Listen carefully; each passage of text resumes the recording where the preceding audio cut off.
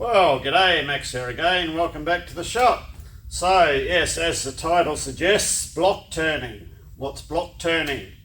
Well, we'll introduce you to a different method. It's one that was taught to me a very long time ago, and it's a method used for short run production in a centre lathe.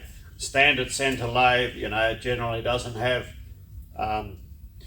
cross feed stops and carriage stops and all of that, so it's just a different method of short run production work for simple jobs. So I'll show you the part we have to make, and then we'll run through. Well, there isn't that much to run through the setup because you'll see it as we go. So I'll show you what we've got to make. So our part we have to make is this nut. So it's all straightforward turning, a couple of spanner flats and a thread inside, M24 by 3mm pitch thread. Simple part. And I've got one sitting in the lathe now, and we have our 10 blanks already cut off.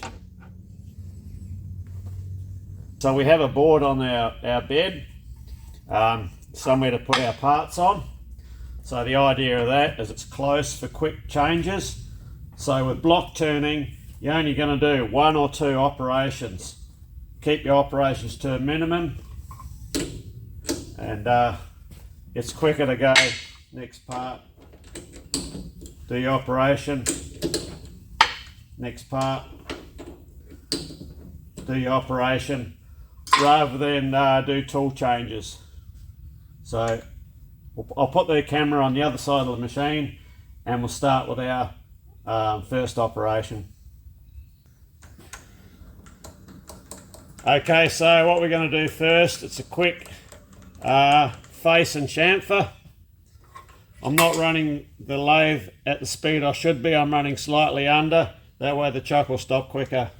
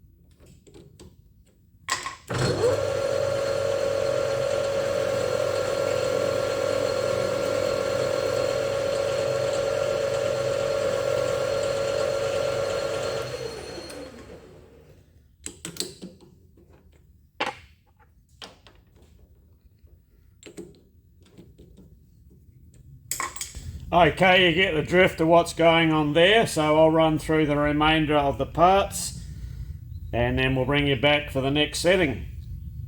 Right, so that's the first operation done. It was just a simple face and chamfer. There's no need to face all the way across as it's a waste of time. And while we don't have a part in, this is our soft jaw setup, so we just have a shoulder in the back there. So this shoulder will come into play on our next operation, where our part will go in and contact the shoulder, as we're going to be facing them to width, which is going to be a similar operation, and also the chamfer that we have to put on is a bigger chamfer to match the chamfer on the front of the part, which will be this chamfer here we have to replicate. So yeah, the side that we've just done is this side here. So the initial setting we've got to work out is we've got to bring all of our parts to length. So we're looking at 0.6 of an inch, 600th thou, or 15.4 millimeters.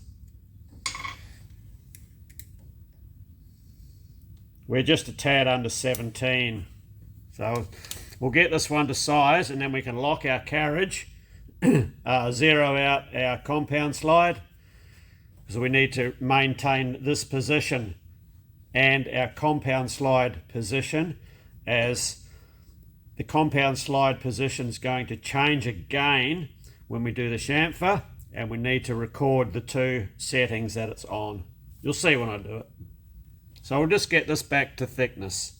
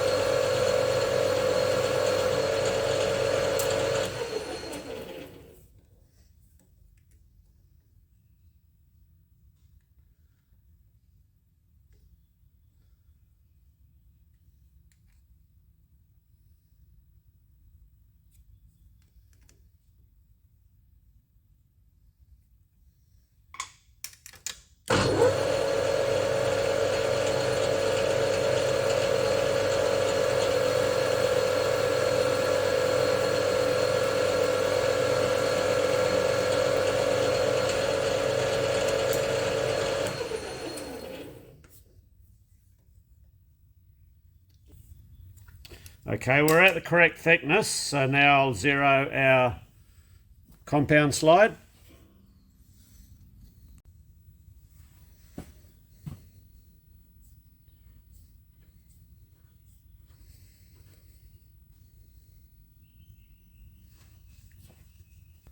So with our carriage locked now and our compound zeroed, we're all set for this dimension, our width. And that's not going to change because we're coming up against a hard shoulder. So now we set to do our chamfer, and that'll be an infeed on the compound. We record the number, and we will also record the number that we go into. We will set our cross slide to a 0 position.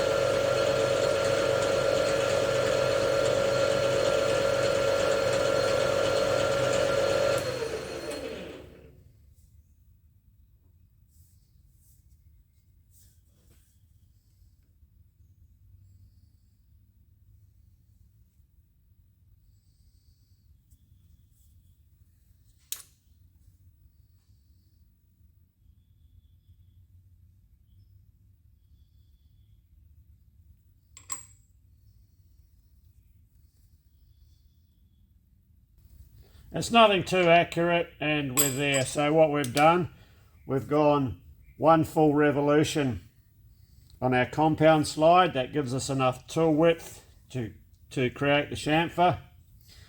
And when we're in that depth, what I do now is zero out our cross slide.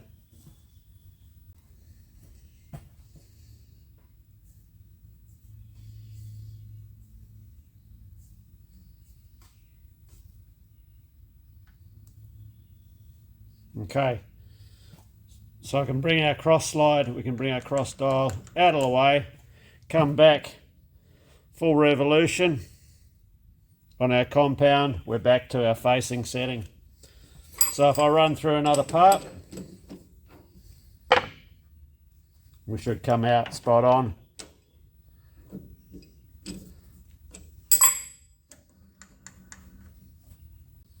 So this is our facing setting.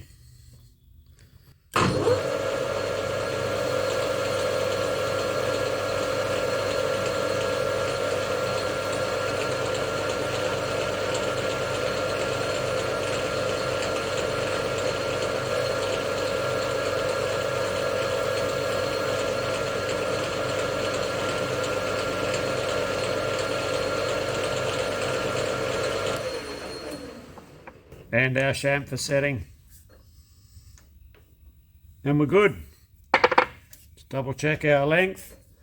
This is the only time we've got to do a measurement. It's just double checking. Yeah, and we're good. Okay, we can safely run the rest of the parts now. Okay, I'll just run through a few.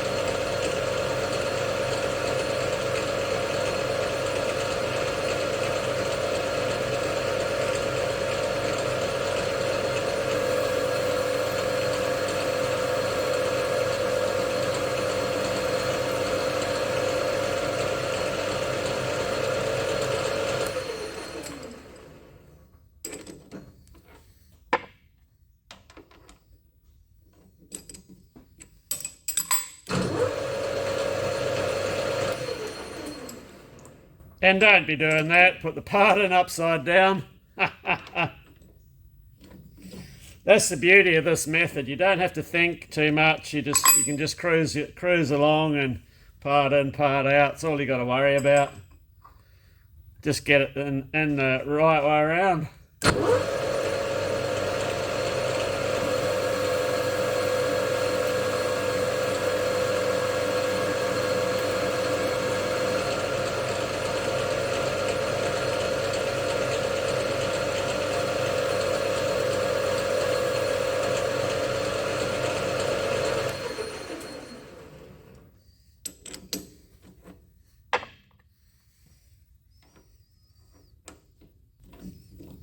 And I'm just alternating between facing and chamfering because the tool's already set up for the chamfer. So we chamfer this one, then we face, and when we do the next part, we face, then we chamfer.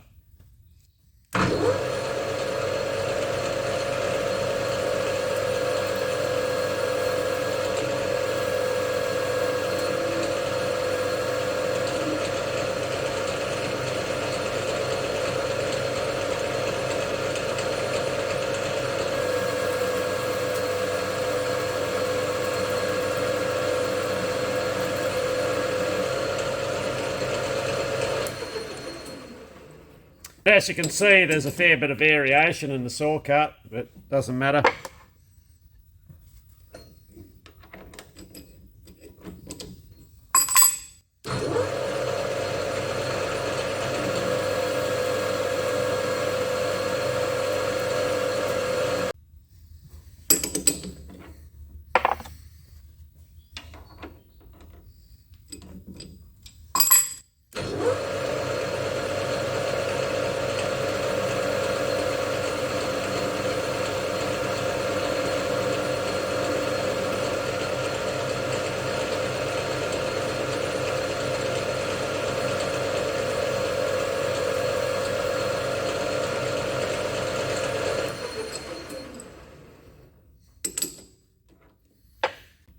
So you get the idea. I'll do the last remaining two off camera and then we'll set up for the next operation. Okay, well that's all those done. So the next setup we're going to do is we've got to get ready and get this bore sorted out. So what we're going to do is we're going to go back to our very first side, which is this side here on them all. So I'll turn them all over. Reason for that is the saw cut variation. So this piece that's not faced off yet, I want that to the rear. So when we're drilling closer to a flatter area than that mound that's on there. We don't want to start drilling into that. It may make the drill a bit wander around a bit, it might not, but just to avoid any issues, we'll drill from our flattest face.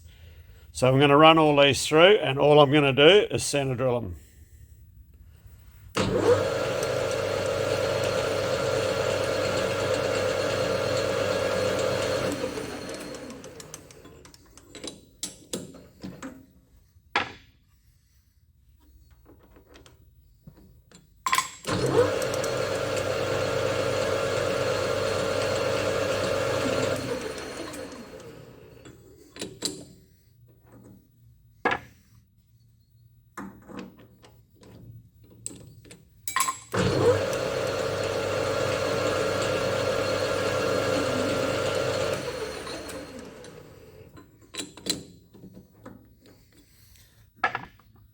Okay, you get the idea what's going on there, so I'll do the rest of these off camera.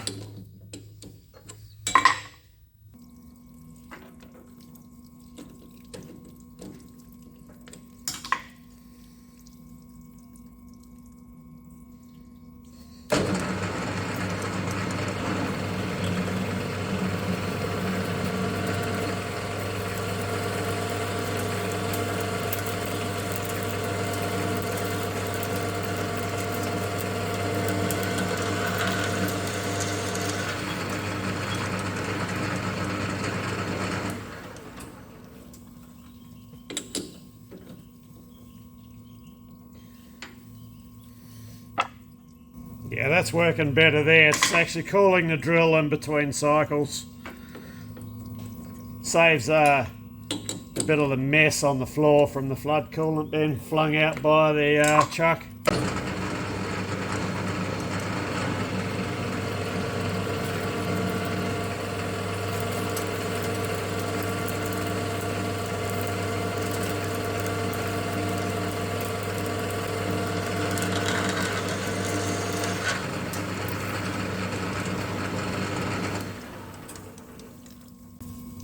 Okay, so I've got 5 more to go. I'll run through the rest of these off camera.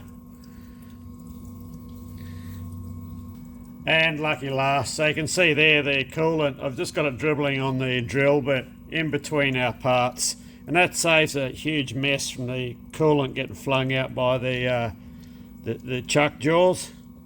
It's keeping the part, it's not allowing that much heat to build up in the drill, and therefore stopping our parts getting warmer and warmer as we go through the amount of parts that we're doing.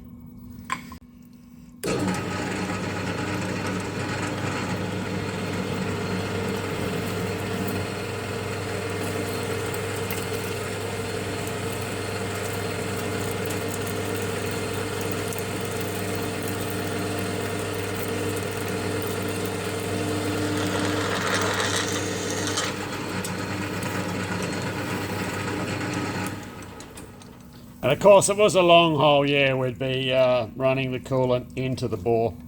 That's not required for this. Right, let's get set up now. And we have to set up with a boring tool and get all of our bores to the correct size for the 26mm thread we have to cut. So now we just run all our parts through again with a boring bar, and it's all adjusted to bore it in one pass to our threading, or the required diameter for the ID of our 24mm thread.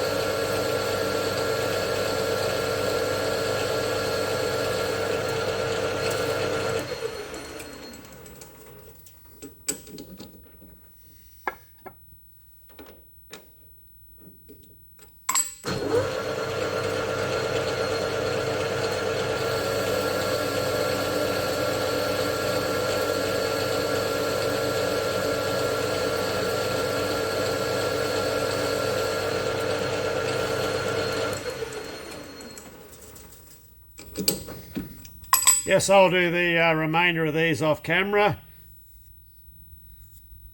And it's like a roughing and finishing pass all in one, as we're not phased at all by the that faint line from withdrawing the tool, as that'll all go in the threading operation.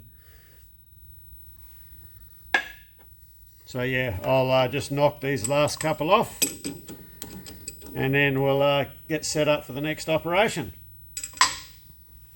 So next operation is just a straight chamfer for threading. Just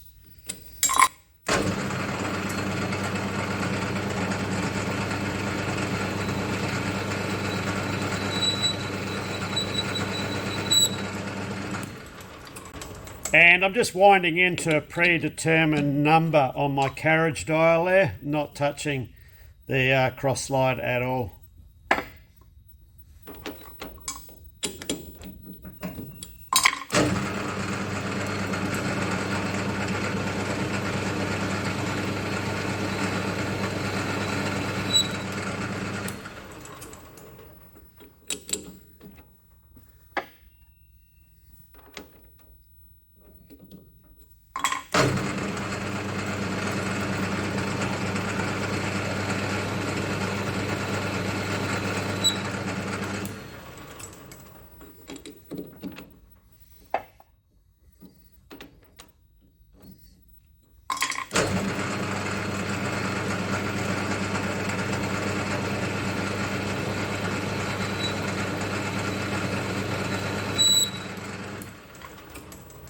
This is where an air chuck would be great. Actually, one of the lathes I used to operate, it was a turret lathe, number 7 Ward, 7C, a pre-select, and that used to have an air chuck on it. Bit of messing around to set it up, but once you had them set up where you wanted them, they were great. So I'll knock the rest of these ones off camera, and then there's a couple of features that we have to do on the other side. So on the other side of our part, we have this counterbore feature to put in just before the thread, and then the little chamfer on the outside of it. So we'll do that with a threading tool, and that way we'll get the correct angle for the start of the thread. And the chamfer, it doesn't matter if it's 45 or 30 degrees, a chamfer, it's still a chamfer for these, well, for this case. So we'll go in one cut to the required depth, and then we'll just break the edge.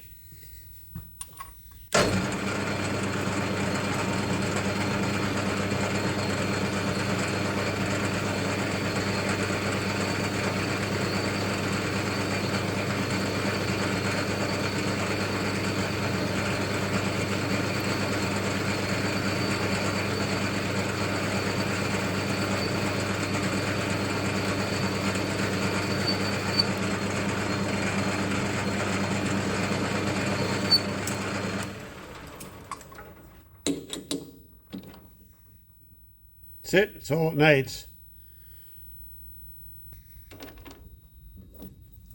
What that step is for is when this nut screws on the part, it actually screws up pretty close to a shoulder, and that's what that step does there, just allows the nut to screw up. Yeah, further on.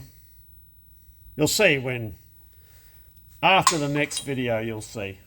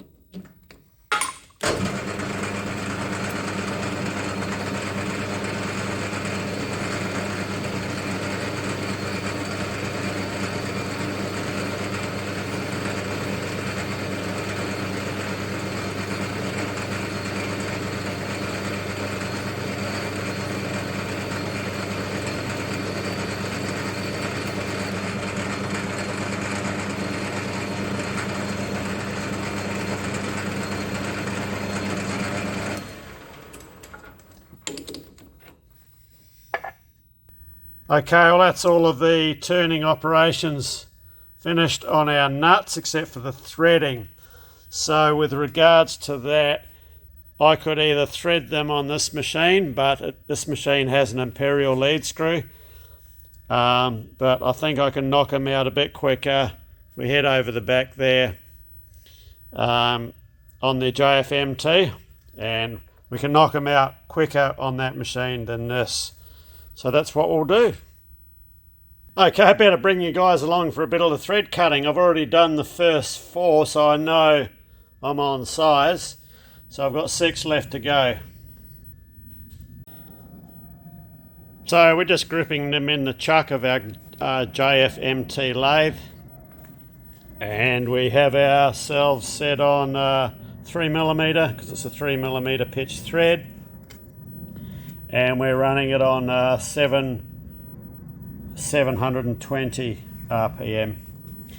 So this is happening pretty quick, so don't blink and you won't miss anything.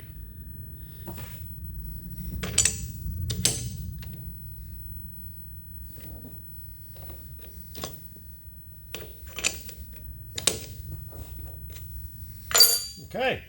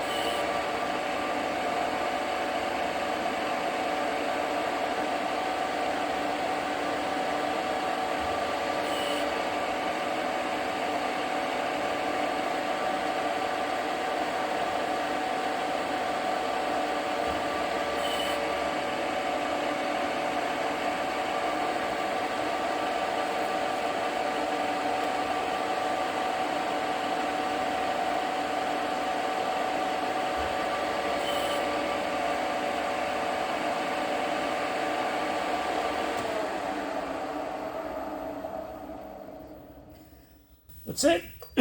Job done. Check it with a tap. Should be all right.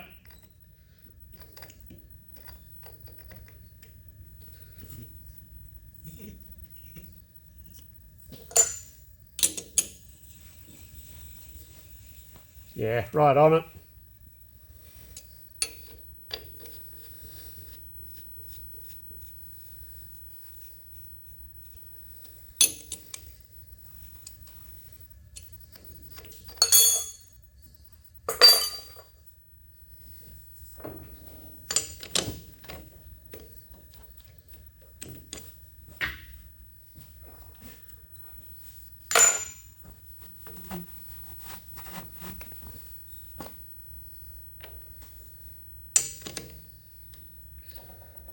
Okay, next one.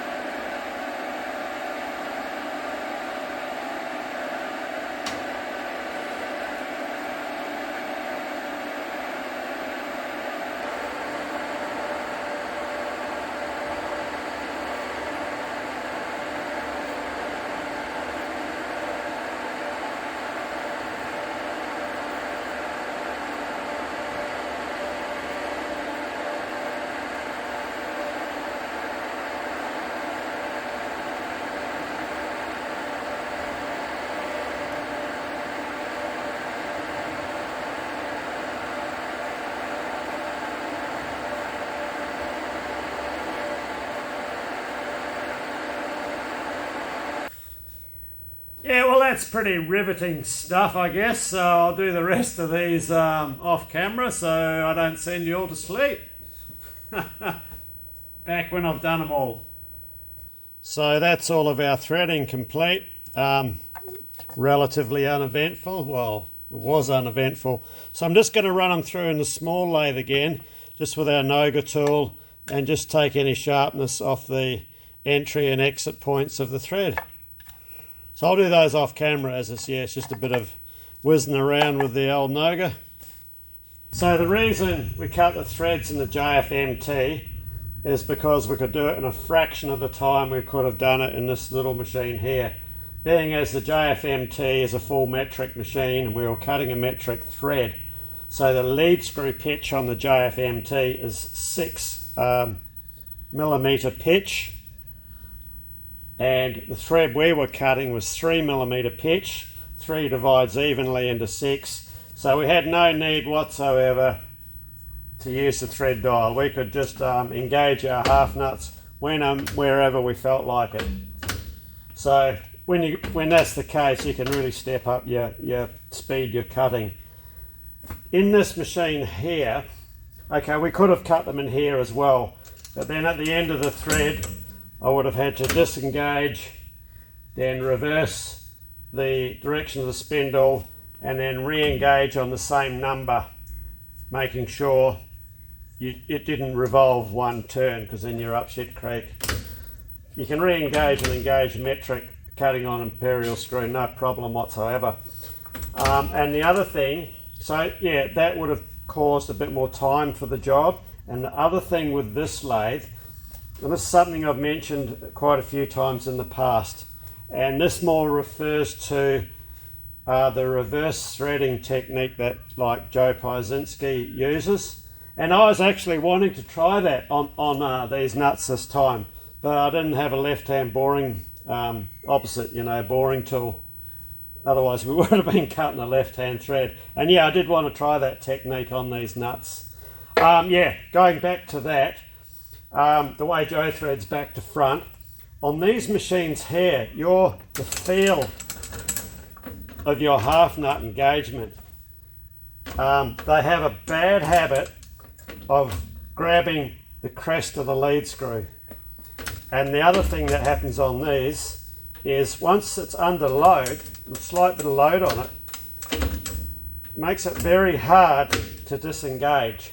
So they have probably the worst half nut setup that I've ever seen or ever used on any lathe in my entire life. So Joe's advantage threading back to front on his machine, he's running a high-end machine. That's a Colchester, or badged as a Clausing in the USA. So that's no cheap machine, and those machines have really good feel with all of the controls, whereas this one here will jam up and you'll have your misengagements. The JFMT has a really good half nut lever, and I do not have a problem at all on that one there. Compared to this, it's like chalk and cheese. So let me get these parts deburred, and then I think we'll head over to the Bridgeport and we'll make a plan of attack, how we're going to tackle these flats. A couple of spanner flats on there. So I know on my machine when the number, I'll just zoom this in a bit.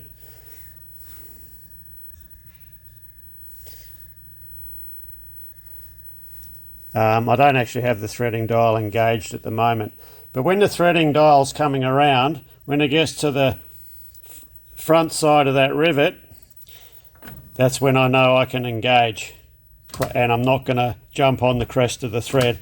If I wait till it's right on the marker, that's when it can, sometimes if it's going to grab the crest of the thread, it will, but just easing the levers in just before, I can actually feel the crest of the thread, and I can feel the lever drop in.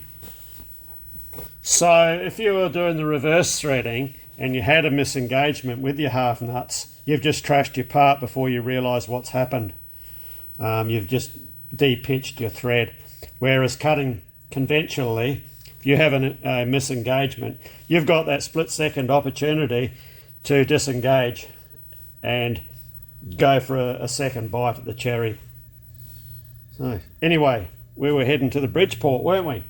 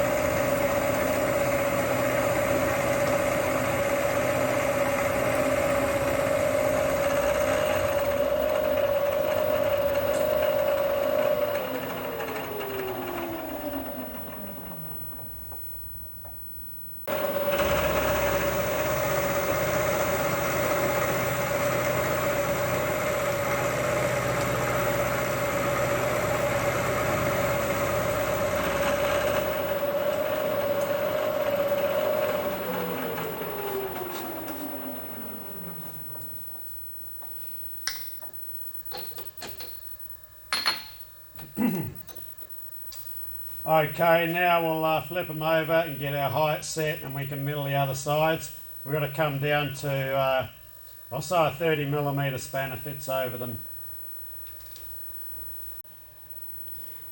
Okay, I'll just bring you along for one of these as they're all the same. So we're doing the second side, and we have our first side sitting on a parallel strip down in the vise. Same as when we did the first side. But we've just altered the Z height so to suit our 30mm spanner.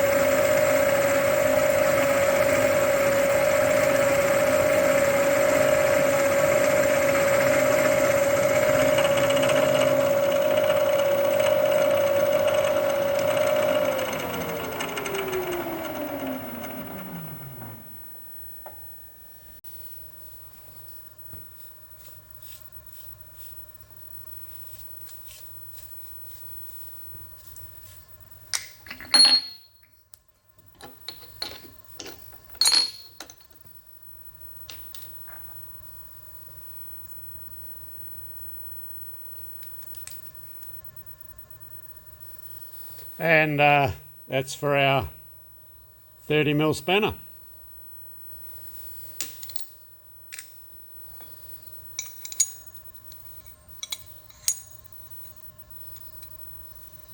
Beautiful. So yeah, I'll get the rest of these done and debird off camera, and then we'll meet you back at the bench. Okay, there we go. So all completed. So what these lock nuts are for Olga's pull studs. So we have to make a set of pull studs for Olga, the big milling machine. So these are the lock nuts, and these bits of material lurking in the background there. We're going to machine these. They're a bayonet type of pull stud for the 50 taper tooling. We'll go more into that in the next video. So the material we made our lock nuts out of was 1214 lead free machining bar, and the material We didn't have enough of this 4140 TGP to make our nuts out of, so that was my entire stock, so I'll have to get some more. But just for a lock nut, the 1214 will be perfectly adequate. I mean, they go on and they only get lightly nipped, so there's no real weight on them whatsoever. So there we go.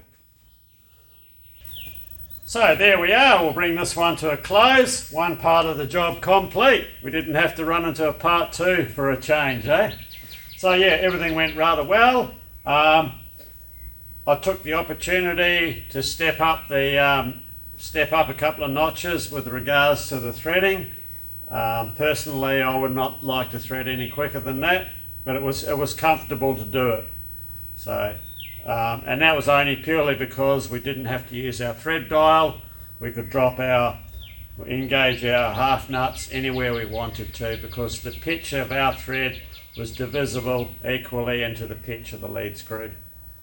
So anyway, cheers, thanks for watching, and we'll see you in the next video, where hopefully we'll be on to these pull studs, but never know, something always pops up every now and then. So anyway, cheers. It's Friday, I think it's beer o'clock. Warming up a bit too.